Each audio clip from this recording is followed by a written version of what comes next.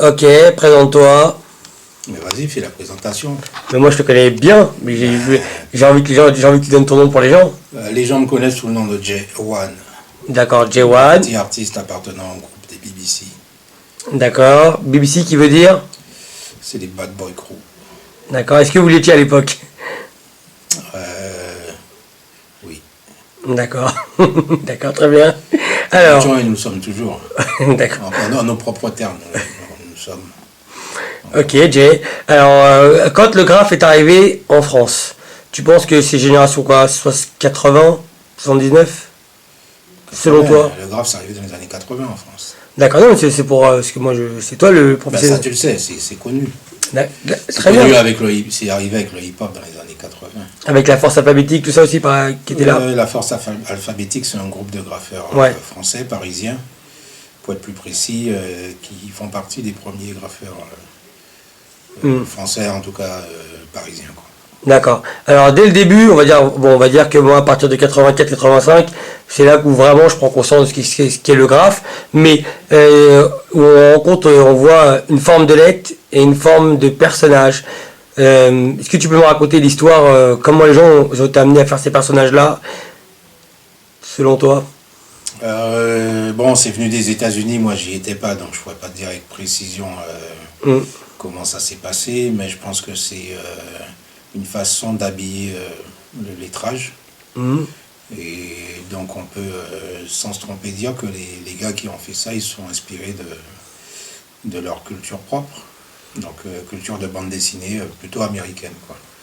Ce qui veut dire qu'ils auraient été européens, ils auraient peut-être fait des Lucky Luke, ou des Tintins, ou des Pif Gadget comme personnages. Ouais, il se trouve que leur culture, on va dire, de bande dessinée était tout autre. Donc ils sont inspirés de ça, donc certains de Mickey Mouse, d'autres pour des cultures plus underground, on va dire, donc Vogue and Body, les pochettes de disques aussi, des choses un peu psychédéliques. C'est ce qu'on retrouve beaucoup dans les années 70, et un petit peu plus tard des choses beaucoup plus populaires et beaucoup plus connues dans la culture générale américaine. Les Mickey Mouse sont arrivés un peu plus tard. D'accord. Moi, par rapport à mes connaissances, je sais que ma génération, c'est vous, évidemment. Et c'est la génération boxeur, bandeau. Est-ce que tu penses que dès le début, les Européens, ils ont créé quelque chose? De mon point de vue, les Européens n'ont rien créé. D'accord. Ils ont repris des choses, ils ont peut-être amélioré, ou ils ont peut-être, techniquement mieux exécuté certaines choses. Mais si tu regardes bien rétroactivement l'histoire du graphe, par les photos, c'est-à-dire par les archives existantes. Comme Subway Art, tout ça, tous ces livres-là? Non, Subway Art, c'est déjà un peu tard. Ouais. C'est-à-dire quand tu descends encore un peu plus dans le temps, tu remarques que beaucoup de choses étaient déjà, avaient déjà été faits ou expérimentés par des artistes. Non, je remonte même jusqu'aux années 70. Jusqu'aux années 70, les trucs de 3D. Tu vois, tu vois un peu de 3D, tu vois des lettres qui prenaient tout type de forme, des lettres papier, Babel Letters, enfin, tu peux les nommer tous, mais tu vois qu'il y a déjà des prémices de tout ça. C'est juste que techniquement, les gars, ils n'étaient pas aussi avancés qu'on l'est aujourd'hui. Même par rapport à mon époque, les mecs qui font du graphe aujourd'hui, ils ont une technique, tu vois, qui leur permettent de faire des choses que moi, j'aurais jamais imaginé. Tu vois, pouvoir faire à ce niveau. Enfin, je parle de moi, mais moi ou d'autres. Tu vois, ça a fait évoluer le graphe vers quelque chose de mieux exécuté. Tu vois. Donc, je vais te donner des noms de graffeurs, tu vas me dire ce que tu en penses. Moi, à ma connaissance, Dondi White, Lee Quainon, Futura 2000. Lee Quinones, tu vois, est en train de détruire son nom. Ok, Lee Quinones, excusez-moi, parce que je le lis. Ouais. Ok, très bien. Et je dirais Sin. Ouais. Voilà, et évidemment Tracy 168. D'accord. Ça, c'est les grands noms, c'est les pionniers. Aux États-Unis, tu as beaucoup de grands noms. Tu as beaucoup d'innovateurs, tu as beaucoup de ce qu'on appelle Kings pour leur activité dans les tunnels, sur les trains, d'autres pour le style, certains pour la quantité de graphes qu'ils ont fait aussi. Mhm. Donc t'as beaucoup de gens qui sont reconnus là-bas. Et aussi l'affaire là, de... tu vas citer les noms les plus connus parce qu'ils Ouais. sortent dans Sprekenart ou Subwayart. Mhm. Mais il y en a beaucoup qui ont Il y a jamais Turc. été cités ou qui ont été oubliés. Turc 182 aussi à l'époque, qui a fait du bruit. Et comme je t'ai dit, il y en a beaucoup. Donc Ouais. citer les noms pour des gens qui ne connaissent pas nécessairement Ouais. cette culture, ce serait leur taper sur la tête, tu vois, avec un bâton, quoi. Mhm. Et essayer de faire rentrer dans leur mémoire des noms qui ne leur parlent pas nécessairement. Mais tout ça pour dire que l'histoire du graphe, c'est une histoire, on va dire, collective. C'est pas une histoire comme on peut le retrouver dans l'art traditionnel où t'as Picasso, t'as Cézanne, Ouais. t'as Gauguin, t'as Manet, où c'est assez individualisé. Mm. Tu vois. Le graphe, c'est quelque chose, c'est comme dans la culture noire, beaucoup de choses sont faites c'est participatif. Beaucoup de gens participent à la popularité, à l'évolution d'un type d'art, puis t'as pas nécessairement de nom. Non pas que ces gens n'existent pas, mais c'est pas la vocation de ce type d'expression. Ce qui compte, c'est vraiment le contenu et l'expression.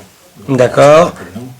Mais c'est bien de les citer, quoi, de temps en temps. Mm. Tu vois, Face2, super cool. Je sais pas, il y en a beaucoup. Hein. Super cool, c'est la première génération, vraiment, ça, pionnier. Bon, j'étais pas là, donc je pourrais pas dire, Ouais. mais c'est la génération précédente, la génération des années 80, Mm. début 80 à New York. D'accord. Est-ce qu'à un moment donné, les Américains, ils ont reconnu la France au niveau du graphe?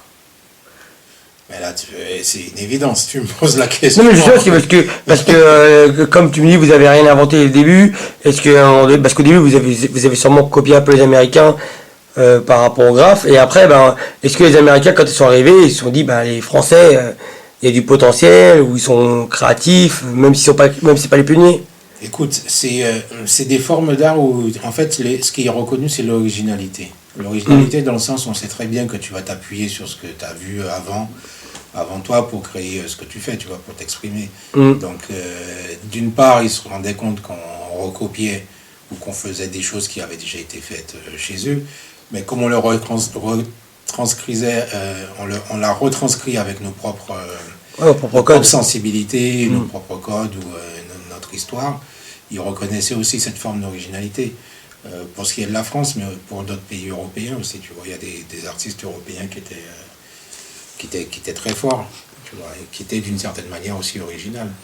D'accord. Dès le début des années 80, est-ce qu'il y avait des gens... Enfin, il a fallu combien de temps pour que les gens puissent un petit peu, dans votre culture, en vivre un petit peu? Avoir des opportunités du moins.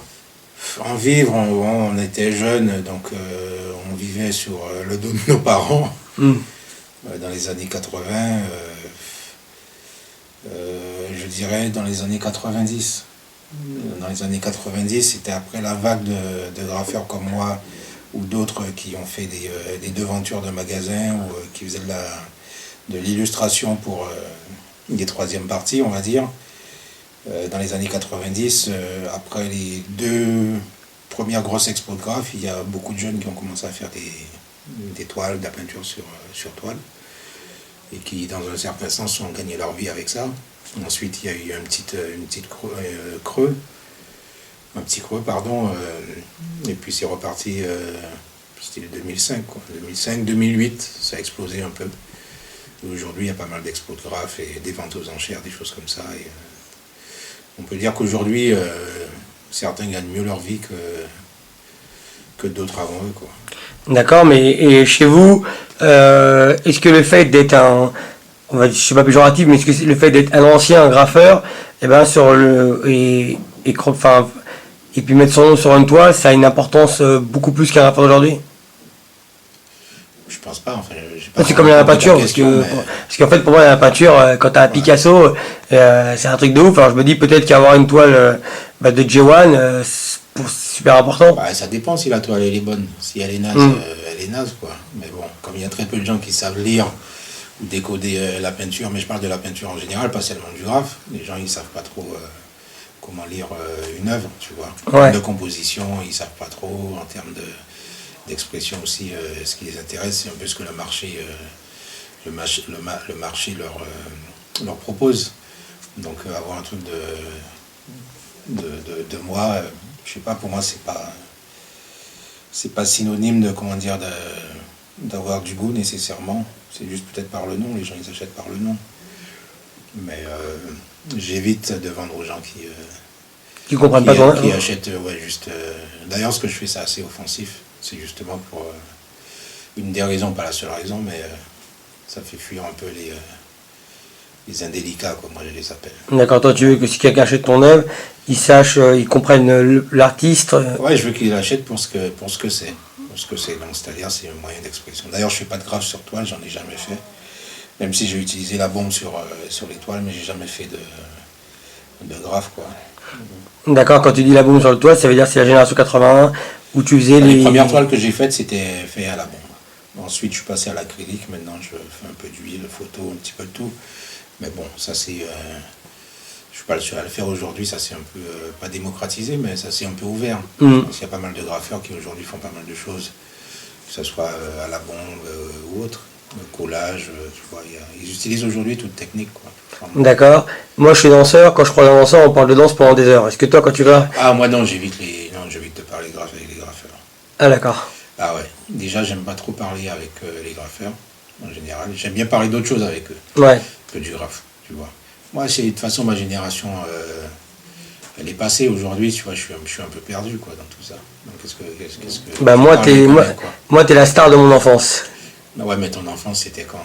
C'était il y a longtemps. Aujourd'hui, t'as quel âge? Moi, j'ai quel âge? Oui, c'était il y a très longtemps. C'était il y a 30 ans en arrière. Ouais, il y a très longtemps en arrière. Ouais. T'étais celui qu'il fallait que j'approche pour avoir la chance, comme dans Break 84, c'est qu'à l'époque il y avait une mode, voilà, après Biscuit et Break, il fallait avoir son gras sur son pantalon, sur son jean, ou alors sa casquette saharienne, avec comme Popin Taco et Popin Pete dans Breaking, ou alors sa veste en jean graffée comme dans Biscuit.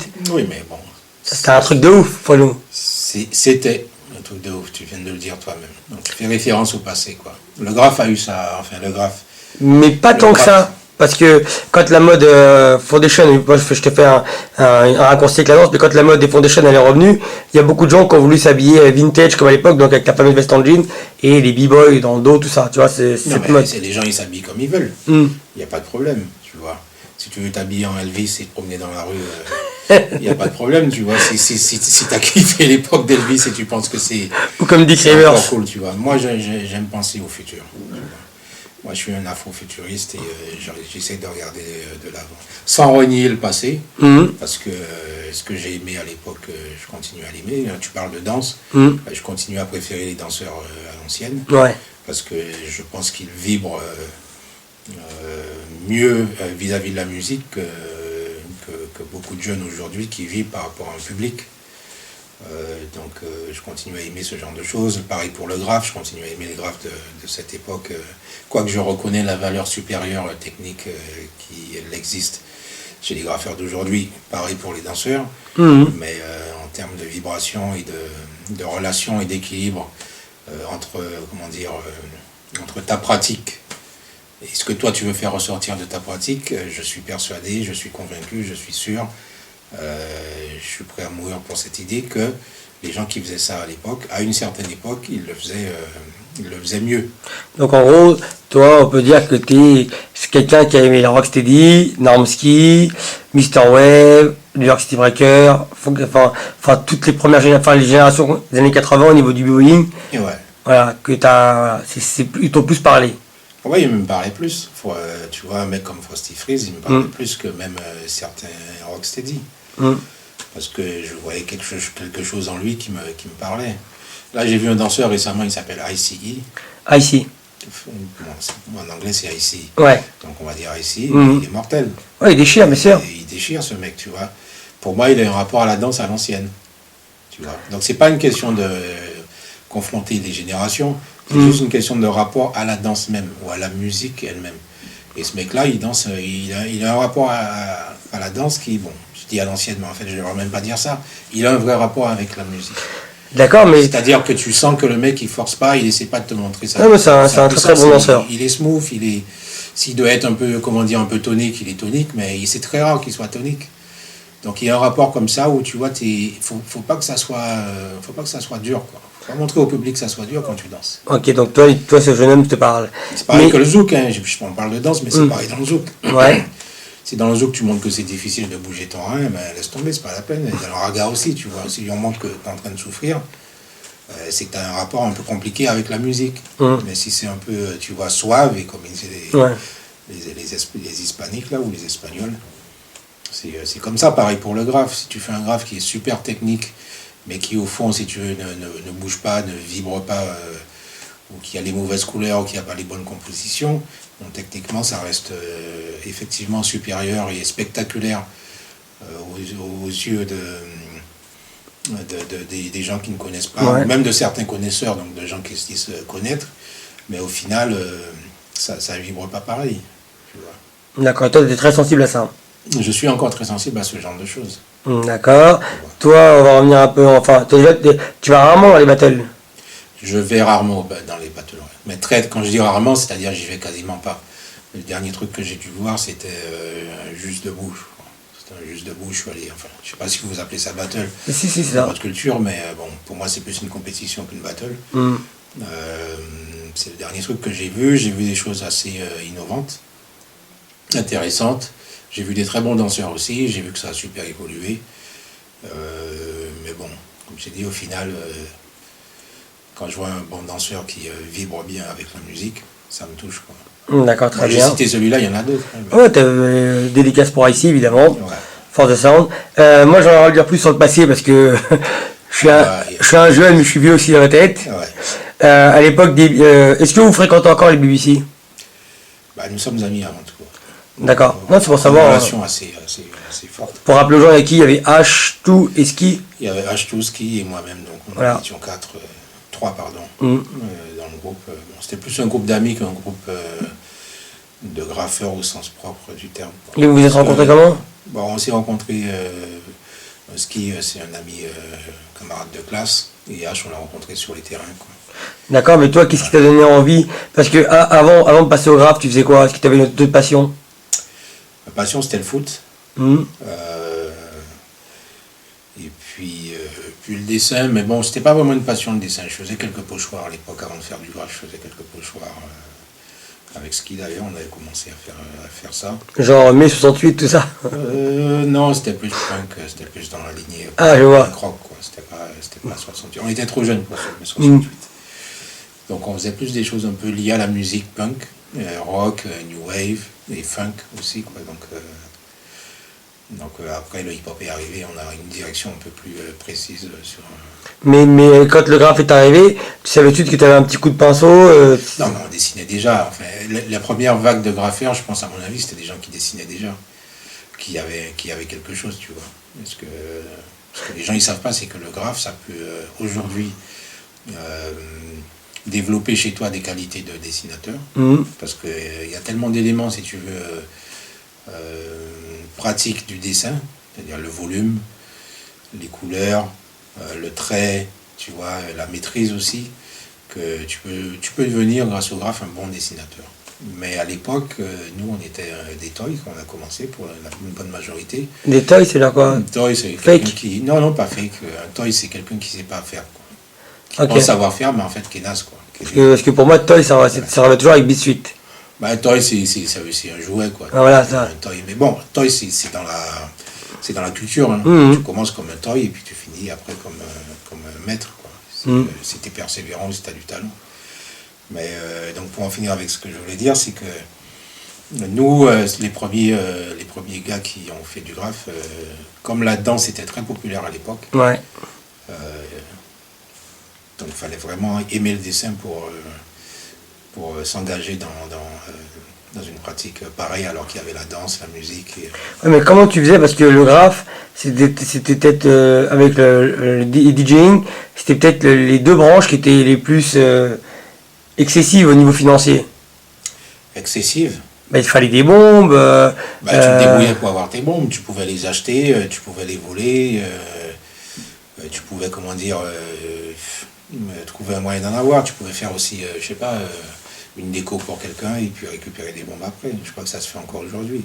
C'est un peu les mêmes types d'économies qu'il y a aujourd'hui, sauf qu'aujourd'hui, il y a des magasins spécialisés qui vendent des bombes.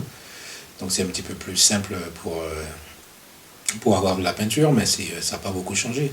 Certains ils continuent à voler, mais aujourd'hui c'est plus difficile de voler, donc D'accord. c'était bon quoi. Et vous faisiez partie de cette vague de personnes pour l'époque qui pouvaient rentrer dans les hangars et puis faire un train? Moi j'ai jamais fait de train de ma vie, ça m'a jamais intéressé. Mhm. Je suis déjà rentré dans des hangars ou des choses comme ça, mais certains en ont fait, mais c'est pas une culture, en tout cas pour les gens de mon époque, c'était pas quelque chose de fréquent à Paris. Quoi qu'il y avait un mec qui faisait des RER régulièrement, jusqu'à ce qu'il perde la vie. Mais nous on était plus... Tu te rappelles de son nom? Ouais, Arion il s'appelait. Arion? Arion, c'était un gars du 20e je crois. Il habitait derrière Nation. Et il faisait plutôt les RER. Il en faisait régulièrement, je crois, tous les week-ends. Très prolifique, cet artiste. Quoi. Mhm. Une histoire un peu à la biscuit, quoi. Non, il est mort, je crois, un accident de scooter ou de voiture. Ah, ok. Donc il n'est pas mort sur les rails. Mhm. faut pas essayer de Everybody romancer say les we're histoires, on. quoi. Mais bon, c'était un mec très sympathique et voilà quoi. D'accord. Et donc qu'est-ce que je voulais dire avec ça? Ouais, donc moi j'ai jamais fait de train, certains en faisaient. Je crois que c'est devenu très populaire dans les fins des années 80, ou c'est-à-dire 80, peut-être de 89 à 90.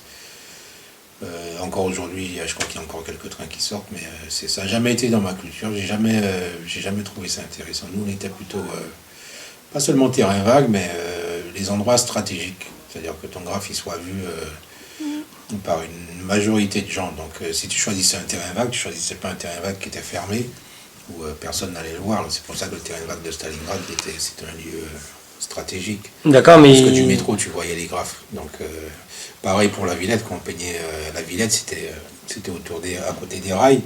C'était pas un terrain vague, mais je sais que c'était visible de l'extérieur. Quand tu arrivais de banlieue, que tu rentrais sur Paris, tu voyais les graphes.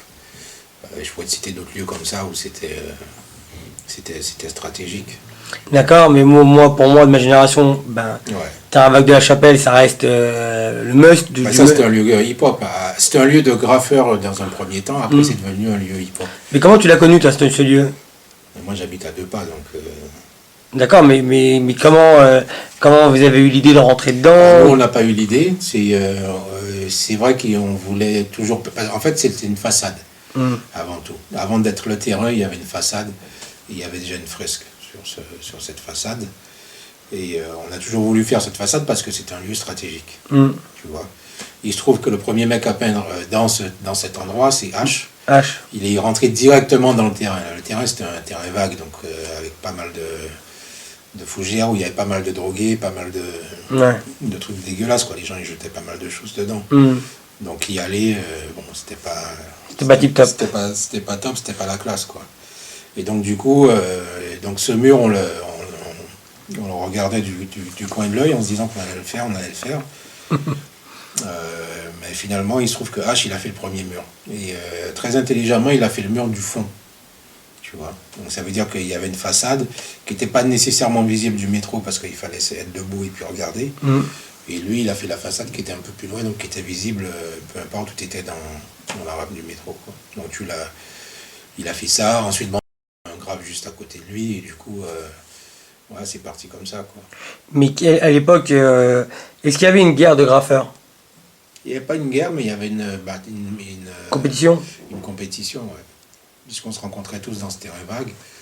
Bon, on se parlait, il y avait peut-être des petits coups bas, tu vois, mais bon, ça c'est lié peut-être à l'adolescence. Moi j'ai connu Dark là-bas. Compétition, ouais, Dark il a peint là-bas, il venait régulièrement au terrain aussi. Je me rappelle de lui. Mais ouais, il y avait une compétition, évidemment, il y avait une compétition. Et les grands noms de ta génération, ça reste vous, les BBC, Bando, Boxer. Non, je vais pas les répéter, les gens ils No connaissent et les tout. noms, on va pas leur prendre la tête. Ça va, j'ai rien dit. Mais non. Ça va, j'ai rien dit. C'était Lokis, c'était Colt, Lokis, Bando, ouais. Scipion, Irus, Dark, Kaya, nous et BBC évidemment. Bah, tu vois, même, Doc. là tu me fais ma petite culture à moi-même pour moi. Ouais, mais bon, ça tu sais. Ouais, il y a plein de livres de graphes. Je sais. Tout grand livre. Mais j'ai pas tes compétences et j'ai pas tes réflexes par rapport à cette culture. Ouais, mais bon. C'est toi le grand maître. Ouais, c'est Moi, je ne suis que derrière la caméra et je pose des questions. c'est gentil, c'est gentil. Mais non, mais c'est toi qui as la Mais je connaissance. me vois pas comme ça. Hein. Hmm. Je me vois pas comme ça. Si, c'est parce que moi, moi j'ai toujours été dans le hip-hop, donc je sais très bien qu'est-ce qui était présent, qui trônait, qui faisait quoi, je vous regardais tous. Ouais, mais une présence c'est bien, mais ça te garantit quoi? Ça te garantit juste peut-être une ligne dans les pages de l'histoire, mais concrètement, je sais pas si c'est important. Bah, il y aura toujours des gens comme moi pour parler d'un mec comme toi. Déjà, Ouais, mais bon, je peux perturber ton image, je sais pas. parce que je t'aime beaucoup. Bah, moi aussi je t'aime bien, c'est pour ça que j'ai décidé, j'ai accepté de faire ton interview. Sacré Jay. Avoir moins de nœuds. Ok, mais pourquoi t'es appelé J1? Parce que c'est une contraction de mon prénom. D'accord, Jérémy peut-être. Who knows? Voilà. Bah non, les gens ils savent comment je m'appelle. Ouais, parce que moi je t'appelle toujours Jay, c'est pour ça que je Ouais. me rends pas compte. Le groupe, le BBC à l'époque, vous avez, enfin, je sais pas si c'est vous qui avez ouvert le marché, mais vous peignez pour les danseurs, les vestes, les ci, les ça. Non, on peignait pas pour les danseurs. Il se trouve que nous, comme on était assez proche de... Cigarette. Non, ça n'a pas commencé avec les cigarettes, Ouais. les vestes, ça a commencé bien avant ça. Hein, mais il n'y a pas que nous qui en avons fait. Bon, nous, il en a fait. Tous les graffeurs avaient leurs vestes à l'époque parce que ça faisait partie de la culture. Nous, il se trouve qu'on était très proches, on était très présents dans le terrain. Il y avait des danseurs qui passaient, il y avait des rappeurs. Donc, on était vraiment proches de la culture hip-hop et des gens de cette culture, quoi. Donc, ce qui fait que on participait à notre manière à leur, comment dire, à leur présentation. Donc, quelqu'un te demandait une veste, tu lui faisais, quoi. D'accord. Et voilà, quoi. Toi, Ensuite, Ticaret est arrivé, donc ouais. ça s'est un petit peu organisé, ce genre de choses, et on a gagné un petit peu de blé avec ça, quoi. Ouais, c'est comme ça que moi j'ai commencé. On est en 84. Non, c'est un peu plus tard. Ticaret, c'est 85. Ouais, peut-être même 86, je sais pas. Très bien, t'as un Mac de la Chapelle. Toi aujourd'hui, tu vis encore de cet art qu'on appelle le graphe ou plus tout? Mais moi, comme je t'ai expliqué, le graphe, nous, on n'a pas vraiment gagné de l'argent avec le graphe. Non, non, c'est pour parce que C'est pas, c'est aujourd'hui les gens qui font des toiles ou qui font des fresques, ce qu'ils appellent les fresques là. Ou, c'est dans ce genre de choses qu'il y a de l'argent. Donc c'est eux qui capitalisent. Nous, on n'a jamais fait de l'argent avec. Enfin, on n'a jamais gagné vraiment notre vie. Non pas qu'on voulait pas, hein, mais ça s'est jamais vraiment fait, quoi. D'accord. Alors, Donc du coup, moi, ce que je fais de la peinture aujourd'hui, je fais des expos. Encore une fois, c'est pas du tout du graphe, quoi. C'est ancré dans une forme de politisation de ma pratique. Mais je dirais que c'est plus social, quoi. Moi, ce qui m'intéresse, c'est d'exprimer des choses par rapport à la diaspora noire. Et donc, mon art, c'est un peu basé sur ça, quoi. Donc, je m'intéresse à la politique, je m'intéresse à la philosophie, ce genre de choses. Je m'intéresse toujours à la danse parce que pour moi, c'est très connecté avec ce que j'appelle l'expérience noire. Donc, l'Afrique, pour moi, la danse, c'est ça, quoi. Non pas que on ne danse pas en Inde ou en Israël, hein. Tu vois. et me charire. Un petit peu. Parce que je sais que toi, t'es né là-bas. Tu vois, parce que j'aurais pu dire en Tunisie. Évidemment, on s'est compris. Pour Benji. Mais bon, il n'est pas né là-bas. Mais ce que je veux dire, c'est que voilà, quoi. Si tu veux, toute cette expérience du hip-hop, là, moi, je le relie à quelque chose dans lequel je me reconnais, dans lequel je reconnais une partie de mon histoire, l'histoire de mes ancêtres, une forme de sociologie. Afrocentrisme. Je dirais pas ça, je suis pas aussi. Je pense pas que Une forme d'anthropologie, tu veux dire? Non plus, parce que je suis pas scientifique et je suis pas non plus un académique, tu vois. C'est juste que cette histoire, elle me touche au quotidien, donc je m'y intéresse et j'essaie d'exprimer des choses qui ne soient pas frivoles, quoi, tu vois. Si c'est pour peindre et ne rien raconter, ça ne m'intéresse pas nécessairement. Tu vois, il y a suffisamment de gens qui le font pour la beauté de ce que c'est. Et puis, en même temps, ce que je vis ou ce que d'autres qui me ressemblent vivent, c'est des choses qui sont quand même assez critiques. Tu vois, donc je ne reste pas insensible à ça.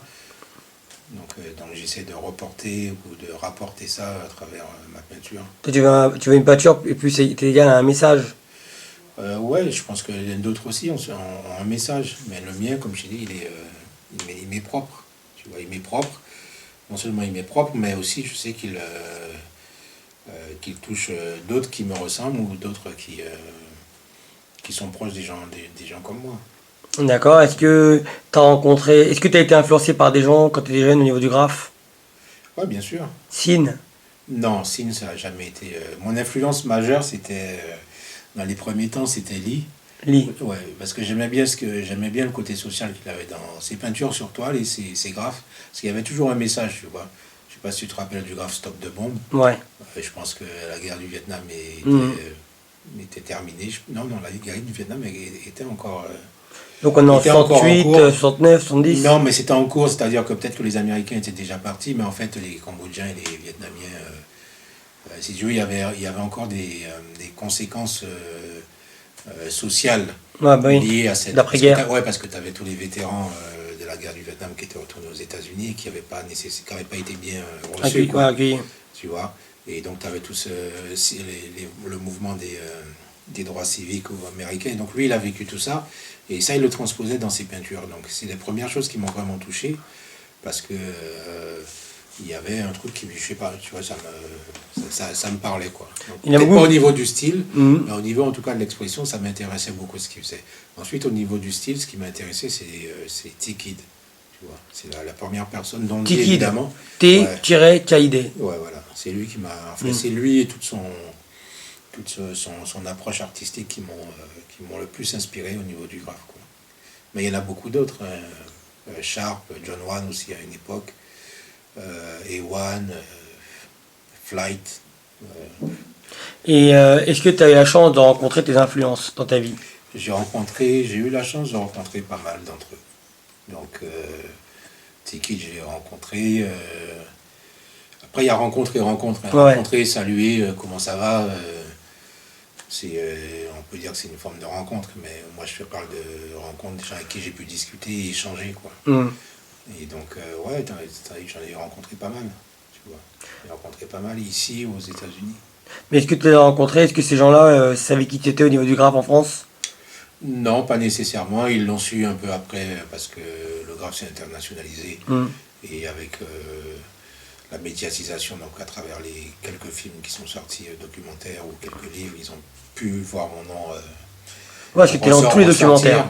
Pardon? Tous les documentaires que j'ai regardés sur le graphe, Non, non, je suis pas dans tout. tu es dans, Je suis dans quelques-uns. ton nom il ressort souvent. Même s'il n'y a pas ton visage, ton nom ou les BBC. Enfin, Ouais, mais on va dire, Par rapport à la France. c'est logique, c'est logique. Mm. Parce que, mais bon, c'est plus en référence au nom, quoi, enfin, au nom et à l'historicité du truc, que parce que les gens ils me connaissent. Parce que moi, comme je dis, j'ai rien inventé, j'ai rien fait de bien particulier, quoi. Si, Sinon, c'est parti de mes héros quand j'étais jeune. tu l'as déjà dit ça. Ouais, mais faut que le public il le sache. Et je crois que maintenant ils le savent. Mm. Mais non, non, tu fais des rencontres et puis les gens, les mecs que tu rencontres, ils étaient plutôt sympathiques avec moi, quoi.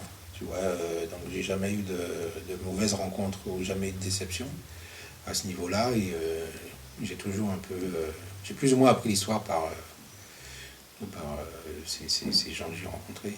Et bon, toi t'es beaucoup plus âgé que moi. Et quand tu arrives, enfin en 84, tu dois avoir un certain âge. Mais à un moment donné, il te faut combien d'années pour que tu commences à comprendre, théoriser et accepter un peu l'histoire des États-Unis? Parce qu'au début, on connaît rien. Tu veux juste reproduire ce que tu vois. Mais pour avoir l'info, la connaissance, le knowledge, comme on dit si bien. Le knowledge. Je dirais peut-être fin des années 80. En 89, déjà, tu connaissais pas mal de choses. Je connaissais certaines choses, pas mal de choses. Je connaissais certaines choses et les peu de choses que je connaissais, que j'ai appris à travers la lecture de catalogues, Mhm. d'expositions sur le graphe. Je partais déjà sur des analyses, essayer de savoir si c'était juste. Je dis pas vrai parce que bon, tant que tu n'es pas sur place ou quand tu n'as pas vécu, tu ne peux pas savoir si c'est vrai. Mais d'essayer de partir sur une histoire juste. Donc je partais pas sur, comment dire, une sorte de... Je partais pas sur une sorte de hiérarchisation du graphe. Mhm. J'essayais juste de comprendre comment ça fonctionnait, comment cette culture elle fonctionnait, qu'est-ce qu'elle représentait. C'est-à-dire le socle social sur lequel il était basé. Ouais. Quels sont les types de personnes qui font du break, du DJ ou du graphe. Pourquoi est-ce qu'ils font ça? Tu vois, pourquoi ils le font de cette manière. Voilà. Ça, Parce qu'en ça, 90, je connais pas beaucoup de monde qui se pose ce genre de questions. Mais il y en a, c'est pas parce qu'on n'en connaît pas qu'il n'y en avait pas. Tu vois. Et puis, au fur et à mesure, comment ta recherche, on va dire, en quelque sorte, elle s'enrichit d'éléments tout à fait nouveaux. Hein. Ouais. Et quand Public Enemy arrive et qu'il commence à parler de Fight the power et qu'il commence à remettre un petit peu d'afrocentrisme dans le hip-hop, ton histoire, l'histoire que tu apprends, elle s'enrichit. Là, tu essaies de te renseigner, essayer de comprendre certaines les Black choses. Panthers, les droits civiques. Voilà, bon, après c'est juste une volonté.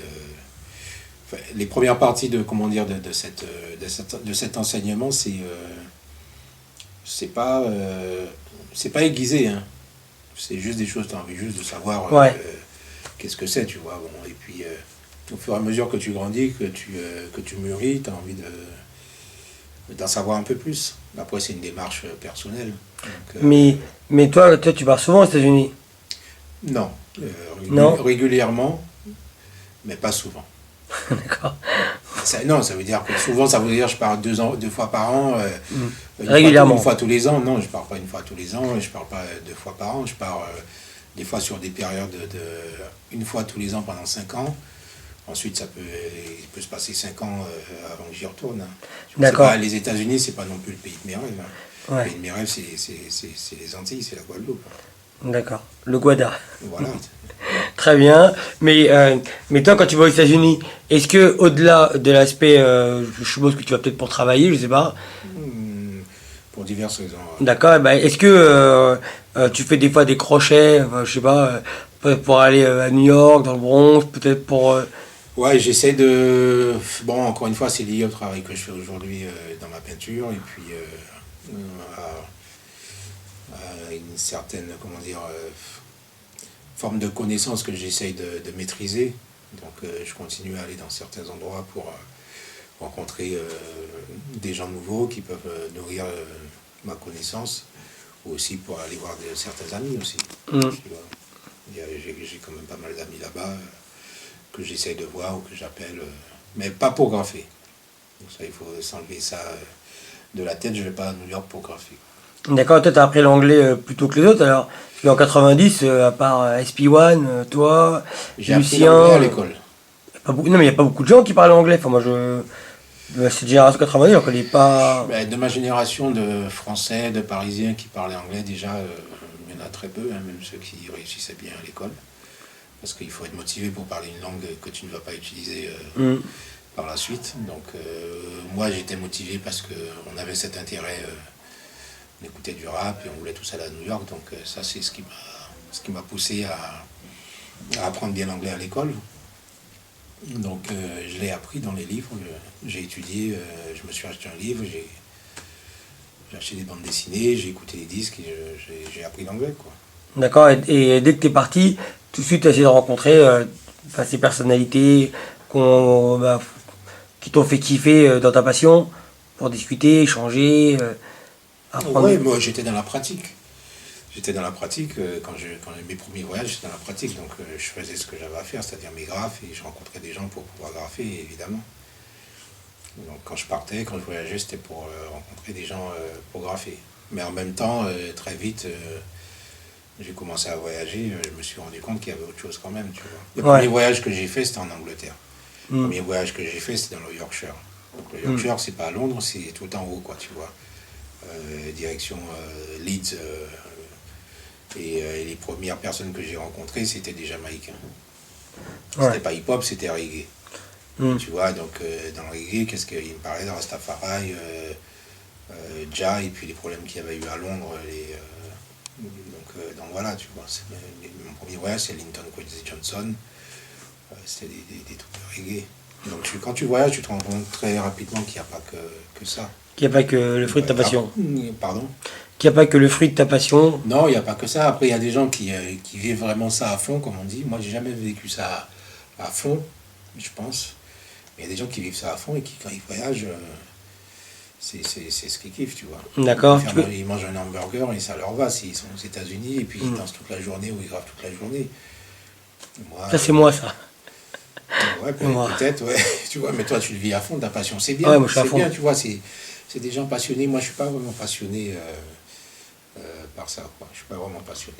Attention, le mec qui vous dit ça, j'ai des conversations avec lui très très poussées sur Ouais, l'histoire de la danse. Si lui, c'est pas un passionné, bah putain. non, mais je suis pas un passionné. Moi, j'aime danser. Par contre, j'aime danser. J'adore la danse, tu vois. Et donc, je regarde de temps en temps les vidéos, je regarde ce qu'ils font la jeune génération, comme tu les appelles. Mhm. Et il y a des choses fort intéressantes.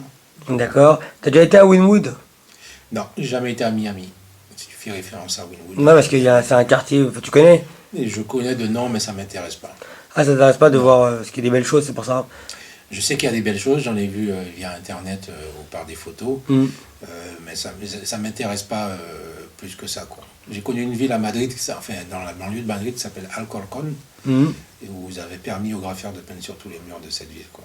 Et c'était une expérience qui m'avait un peu dégoûté d'une ville complètement repeinte avec des couleurs qui s'appartent dans tous les sens. Je vois, toi, tu veux toujours que ça s'harmonise. J'aime bien une certaine forme d'harmonie, Je vois. tu vois. Et ça, c'est pas des choses que tu peux calculer. C'est des choses qui se font normalement où les gens, ils doivent, tu vois. Mais après, quand c'est des concentrations de choses où, voilà, c'est... à un moment donné, moi, ça me fatigue, quoi, tu vois. Je sais pas, avoir de la couleur tout le temps comme ça, et des fois, c'est mal maîtrisé, ça, je pense que ça...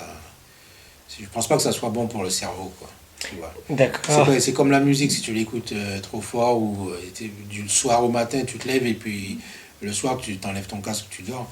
Je pense que c'est pas bon pour le cerveau. Tu vois, c'est une saturation, tu vois ce que je veux dire. Je comprends Et ça du très coup, bien. je sais qu'il... Enfin, bon, j'ai jamais été, donc je critique pas Wynwood, mais juste pour te dire que ça m'intéresse pas plus que ça, quoi. Si je vais à Miami, je vais sûrement y aller, mais c'est pas comme si je suis graffeur et il y a cet endroit qui est là-bas, il faut absolument que tu vois. Mhm. Je vais me prendre un billet, je vais aller à Miami, Non, j'ai bien saisi. tu vois. En plus, l'Espagne, c'est plus proche. Et ça Ouais, te mais déjà tu sais, ils dégoûté. ont repeint cet endroit dont je te parle là, ils ont repeint parce que même eux, ils ont été fatigués, ils ont compris que ça marche pas comme ça, quoi, tu vois. J'ai bien saisi. Le mot de la fin, ça serait, est-ce que tu penses qu'un jour, toi et tes amis, c'est-à-dire les BBC, les bad boys, Ouais, est-ce qu'on peut dire les old bad boys? les old, ouais, on est vieux, si tu veux. Je rigole. Non mais bon, donc toi et les BBC, est-ce que vous seriez amené à refaire un, ben, je sais pas si on dit le mot fresque pour toi ou un graphe? Ouais, je pense pas. Non, Je pense pas, non, non. C'est fini. c'est pas une amitié à to be free quoi. To be free, c'est quoi ça? Ah, et puis là, c'est to be free, c'est parce que c'est trois mecs qui sont connus au collège et qui ont sorti Star Boys Band qui a été très très populaire dans les années 90. Ah ouais, d'accord. Ah oui, oui, ouais, d'accord. Pour vous, c'est Ouais, c'est ouais. plus une amitié de longue date, mais maintenant aujourd'hui. Non, non, non, c'est une amitié de longue date et c'est aussi une sensibilité. C'est-à-dire que les deux autres membres du groupe sont aussi des artistes aujourd'hui. Chacun fait un peu son art à sa manière, avec son propre propos. Et on continue à se voir, se stimuler, à en parler. Moi, je dis non parce qu'on est tellement différents aujourd'hui dans notre approche que je le vois pas, tu vois. Ouais. Après, à vrai dire, on continue à aimer le graphe parce que c'est de l'art, Bien sûr. tu vois. C'est pas comme si on fait pas de graphe parce qu'on n'aime pas ça ou on dénigre le graphe parce que voilà, maintenant c'est les galeries, faut oublier tout ça. Non, c'est juste qu'aujourd'hui on a autre chose à dire et à dire autrement. Tu vois, donc Et, on le fait, quoi. et qui a trouvé le nom BBC? Je ne pourrais pas te dire précisément qui a trouvé le nom BBC, donc je préfère ne rien dire à ce sujet. D'accord. Mais c'est pas important pour nous, quoi. Ok, très bien. Bah, le mot de la fin pour la nouvelle génération qui fait du graphe, si tu devais leur donner un conseil, ça serait? Ben, j'ai pas de conseil à leur donner. Moi, je leur dis, faites ce que vous avez à faire, faites-le bien et voilà, quoi, tu vois. Faites-le avec persévérance et avec talent surtout. Très bien. Merci à C'est toi. pareil pour les danseurs, hein. Tes amis les danseurs là, qui dansent et que je vois qu'on dirait qu'ils vont attraper une crise cardiaque, ils vont attraper, comment on appelle ça, le truc là, L'arthrose. un truc cérébral là, tu vois. Ah ouais. Moi par contre j'ai un message pour eux, c'est Ah, vas-y. essayer d'être plus smooth les gars, Mm. tu vois. La danse c'est pas une douleur, hein. Tu vois, c'est pas une douleur. La danse, c'est pas le blues. Bah écoute, c'est le blues, même les mecs du blues, t'as vu comment ils chantent? Ah, Tu c'est vois, sûr. ils sont suaves, ils sont pas. Même quand ils pleurent, même quand ils ont la rage, on dirait pas que. C'est pas des hard rockers, quoi. Ouais. Tu vois. Donc les danseurs, moi je dis, Icy, faut prendre l'exemple sur ce mec, quoi. Tu sais quoi, moi je pense que les danseurs, à un moment donné, ils vont retourner vers quelque chose de plus facile, quoi, de plus flottant. Parce que là, on arrive à tellement des niveaux de physicalité, que quand les mecs qui dansent aujourd'hui, tu vois vraiment il y a beaucoup de physique. Enfin, je fais une généralité, mais en même temps, je connais pas trop. Toi, tu juges avec, Avec ce que j'ai vu, avec quoi. ton ressenti. Et ce que j'ai vu, tu sens qu'il y a une certaine physicalité. À la rigueur, on dirait que les mecs, ils font un peu de muscu avant d'aller danser, Il quoi. souffre, quoi. Ils souffrent, tu vois, ils souffrent, mais je pense que peut-être que ça va revenir à un truc où on montre pas qu'on souffre, mais que c'est léger, quoi. Et je dis ça, c'est toutes les danses, hein, parce que même les mecs qui font du voguing, qui était une danse, le mec il transpirait pas, il n'y avait pas une seule perle, tu vois, sur son front. Aujourd'hui, tu vois les mecs danser, tu vois, ils sont mouillés, il peut te faire 1 kilo de bassine d'eau pour prendre une douche après avoir dansé. D'accord. Voilà. Donc, j'espère que ça reviendra tu vois, vers ce qu'on appelle la danse réellement, quoi. Le côté plus smooth. Ouais, mais Très bien. Ici. Ok, grosse dédicace à ici. Ouais, ouais. Ah bah là, ouais. Ok, très bien. En tout cas, peace Jay. Peace. Bon. J'espère que tu as eu ce que tu voulais.